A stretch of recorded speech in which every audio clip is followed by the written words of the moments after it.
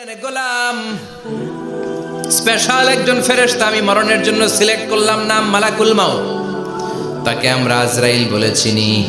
এই মালাকুল মাউত তার বাহিনী নিয়ে নির্ধারিত টাইমে গোটা বিশ্বের সব মানুষের রূহ কবজ করে। অন টাইম নাকি দেরি করে? মালাকুল মাউত আগেও আসে না, পরেও আসে না। সুবহানাল্লাহ পড়ে। ভালো মানুষ যদি হয়, আল্লাহওয়ালা যদি হয়, ইসলাম প্রিয় যদি হয়, ডানপন্থী যদি হয়, মৃত্যুর সময় মালাকুল মাউত আলা সূরাতি শাবিন আলা আহসানি সূরা, একজন যুবকের আকৃতিতে চমৎকার ধবধবে সাদা একটা জুব্বা পরে, জান্নাত থেকে জান্নাতি কাফন নিয়ে, হানুত মিন হানুতিল জান্নাহ, জান্নাতের সুগন্ধি নিয়ে মুমূর্ষু রোগীর মাথার সামনে এসে বসে যায় আর দেহটার ইঙ্গিত করে বলে, ইয়া আইয়াতুহান নাফসুত তাইয়্যিবা, ও পবিত্র আত্মা।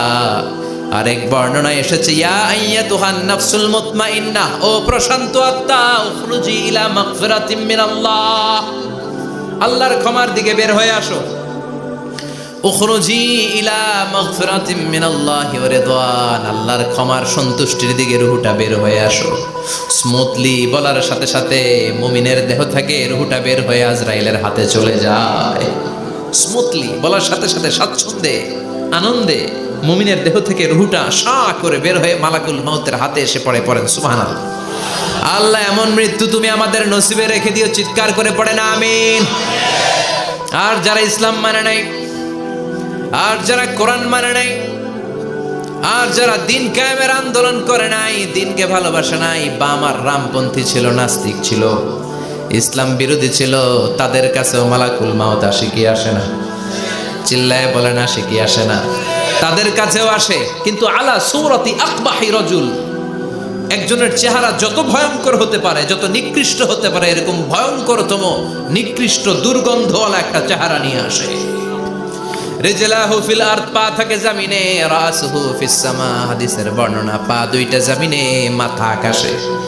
এসে ধমক দিয়ে জালিমের মাথার সামনে এসে বলে, ইয়া আইয়াতুহান নাফসুল খাবিসা, হে পাপাত্তা, হে অপবিত্র আত্মা, উখরুজি ইলা সাখাতিল্লাহি ওয়া গাদাবিহি, আল্লাহর রাগের দিকে, আল্লাহর অসন্তুষ্টির দিকে বের হয়ে আয়। মালাকুল মাউতের এই অর্ডার পাওয়ার সাথে সাথে রূহটা কিন্তু বের হয় না। মুমিনের রূহকে ডাক দিলে যেমনি স্মুথলি বেরোয়, কাফিরের রূহ এভাবে বেরোয় নাকি? কথা বলেন। রূহটা ডানে যায়, ফাতাতাফাররাক, একবার রূহটা ডানে যায়, আবার রূহটা বায়ে যায়, আবার সামনে যায়, পায়ে যায়, হাতের মধ্যে ঢুকে ডানে বায়ে যায়। মালাকুল মাউত আবার ধমক দিয়ে বলে, ইয়া আইয়াতুহান নাফসুল খাবিসা, পাপাত্তা, বের হয়ে আয়। রূহটা আবার ডানে যায়, বায়ে যায়, সামনে যায়, পেছনে যায়। এবার খপাস করে মালাকুল মাউত রূহকে ধরে টান মারে।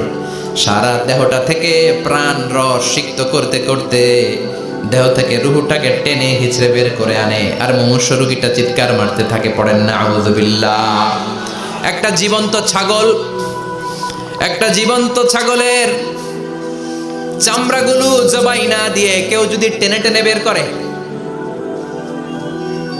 ছাগল জবাই হয় নাই কিন্তু চামড়া এক পাশ থেকে টেনে টেনে টেনে হিচড়ে আপনি গা থেকে বের করলে যত কষ্ট হয়, এর চেয়েও বেশি কষ্ট দিয়ে মালাকুল মাউত বামপন্থী আর কাফেরদের রূহটা দেহ থেকে বের করে আনে। পড়েন না আউযু বিল্লাহ। আমাদের রূহটা যেন আল্লাহ, মুমিনদের রূহ আপনি যেভাবে কবজ করান, ওইভাবে যেন আমাদের রূহটা বের হয়ে আসে। আর জোরে পড়েন আমিন। এজন্য আল্লাহ বললেন, বাল তুসিরুনাল হায়াতাদ দুনিয়া ওয়াল আখিরাতু খায়রুন ওয়া আবকা, পাগলের মতো মোহাচ্ছন্ন হয়ে এই দুনিয়াটার পেছনে ছুটে বেড়াও। এই দুনিয়া আসল নয়, আখিরাত হলো আসল। আপনাকে গোসল দেয়া হবে, জামাগুলো খোলা হবে। এত টাকা দিয়ে যে দামি গোসলখানা টাইলস লাগিয়ে ঘরে বানালেন, আপনার শেষ গোসলটা কি ওই দামি গোসলখানায় হবে? লাশ যেখানে ধোয়া হয় ওই জায়গায় ধোয়া হবে। আপনাকে কাফন পরানো হবে। আপনার কলিজার টুকরা ছোট বাচ্চাটারে বলা হবে, আব্বু দেখে যাও, তোমার বাবারে শেষবারের মতো দেখো। আপনার বাবা মা শেষবারের মতো একটা নজর দিয়ে আপনার চেহারাটা দেখে নিবে। বন্ধু বান্ধবরা শেষবারের মতো একবার আপনারে দেখে নিবে। জানাজার জায়গায় নেওয়া হবে। হবে না এই ঘটনাটা আমাদের? হ্যাঁ, হবে কি না? হাজার হাজার মানুষ শেষ বিদায় দেওয়ার জন্য আসবে। 4টা তাকবীর দিয়ে ইমাম নামাজ শুরু করবে, আল্লাহু আকবার, আল্লাহু আকবার, আল্লাহু আকবার, আল্লাহু আকবার বলে নামাজ শুরু করবে। নামাজ শেষ, এবার পালকিতে করে কবরে যাওয়ার পালা। যেতেই হবে, যেতেই হবে। পালকিতে করে লোকজন নিতে শুরু করবে।